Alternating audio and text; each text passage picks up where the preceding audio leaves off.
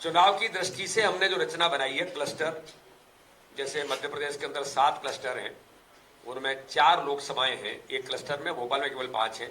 तो ऐसे क्लस्टर के हमारे जो प्रभारी बने वो लोकसभा के हमारे प्रभारी बने हैं, लोकसभा के संयोजक हैं, लोकसभा के विस्तारक हैं। ये जो हमारी लोकसभा की एक टोली है ये इसमें अपेक्षित रहेगी।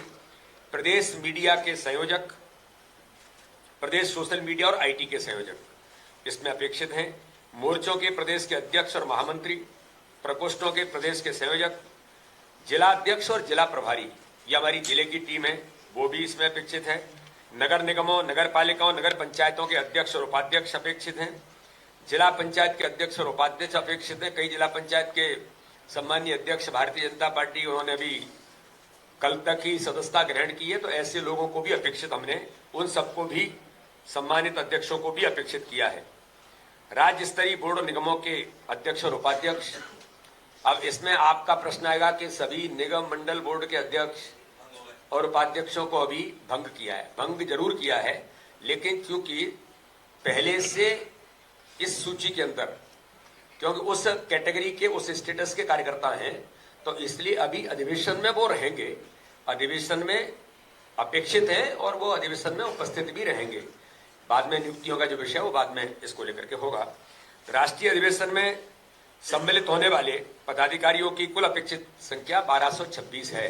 तो इस प्रकार से लगभग देश भर के जो कार्यकर्ता इस अधिवेशन में अपेक्षित रहेंगे, वो लगभग, मुझे ऐसा लगता है कि सभी राज्यों को मिलाकर के एक 12 से 15 हजार के करीब संख्या देश भर के प्रमुख कार्यकर्ताओं की लोकसभा चुनाव के पूर्व माननीय राष्ट्रीय अध्यक्ष जी, माननीय प्रधानमंत्री जी और भारतीय जनता पार्टी का वरिष्ठ नेतृत्व इस आगामी आने वाले कल और परसों के इस अधिवेशन में हमें मार्गदर्शन तो देंगे ही। आगामी आने वाले लोकसभा चुनाव की दृष्टि से एक संकल्प के साथ पूरी भारतीय जनता पार्टी देश के सभी प्रमुख कार्यकर्ताओं के सामने पॉलिटिकल रिजोल्यूशन है, वर्तमान परिस्थितियां हैं, इन सारे मुद्दों पर माननीय प्रधानमंत्री जी चर्चा तो करेंगे ही। और मुझे ऐसा लगता है कि राष्ट्रीय अधिवेशन राम मंदिर की प्राण प्रतिष्ठा के बाद और कई बड़े अभियानों के बाद राष्ट्रीय अधिवेशन दिल्ली के अंदर हो रहा है। इसलिए इन सारे मुद्दों पर भारत के, दुनिया के सर्वाधिक लोकप्रिय नेता माननीय प्रधानमंत्री नरेंद्र मोदी जी की उपस्थिति में ये ऐतिहासिक अधिवेशन दिल्ली के अंदर होगा।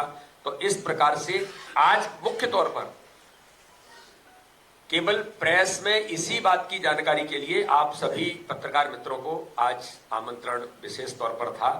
आपको असुविधा हुई, उसके लिए मैं पुनः खेद प्रकट करता हूं और आप सबका बहुत बहुत धन्यवाद। कुछ प्रश्न हो तो स्वागत है। रमेश जी भाई साहब।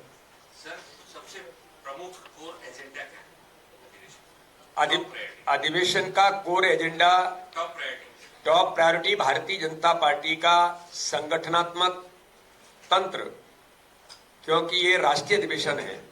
राष्ट्रीय अधिवेशन दिल्ली के अंदर आयोजित है, तो संगठन के काम के सुदृढ़ीकरण के साथ प्रत्येक बूथ के मजबूती का अभियान जो माननीय प्रधानमंत्री, माननीय राष्ट्रीय अध्यक्ष माननीय अमित शाह जी ने जो पूरे देश के अंदर जिसको लेकर के हमने काम किया है, उसके आधार पर आगामी आने वाले समय में माननीय प्रधानमंत्री जी ने जो कहा, भारतीय जनता पार्टी झाबुआ के एक विराट सभा के अंदर माननीय प्रधानमंत्री ने कहा कि जड़ी बूटी में दे रहा हूं कि भारतीय जनता पार्टी स्वयं के बल पर 370 सीटें जीतेगी, तो हर बूथ पर 370 वोट भारतीय जनता पार्टी को कैसे अभी तक के मिले हुए बूथ पर सर्वाधिक वोटों से 370 प्लस कैसे करेंगे और 370 सीटें जीत करके कमल का फूल individually Bharatiya Janata party, NDA गठबंधन तो 400 के पार लोग भी कह रहे हैं और आज इस पर विपक्ष भी कह रहा है कि भारतीय जनता पार्टी को एनडीए तो 400 पार के पार जा रहा है।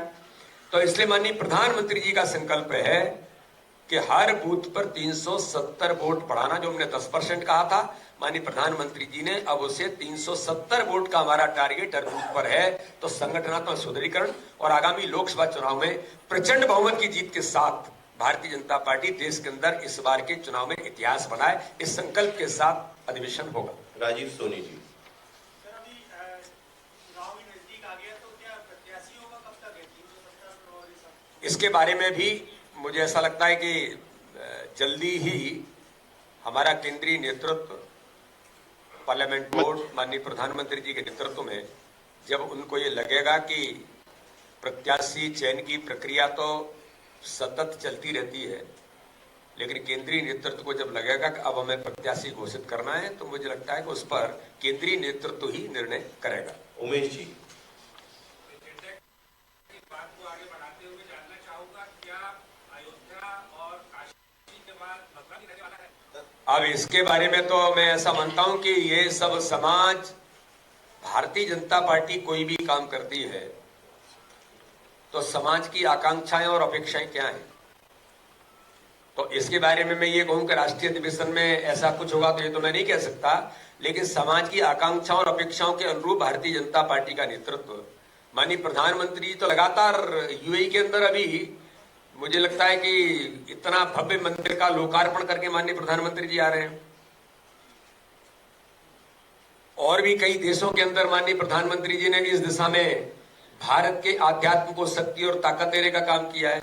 तो मैं ऐसा मानता हूं कि इस दिशा में भारतीय जनता पार्टी के राष्ट्रीय अधिवेशन में ऐसी कोई चीज, इस पर कोई चर्चा होगी नहीं होगी ये तो मैं नहीं कह सकता, लेकिन मुझे ऐसा लगता है कि भारतीय जनता पार्टी की सरकार माननीय प्रधानमंत्री मोदी जी की उपस्थिति में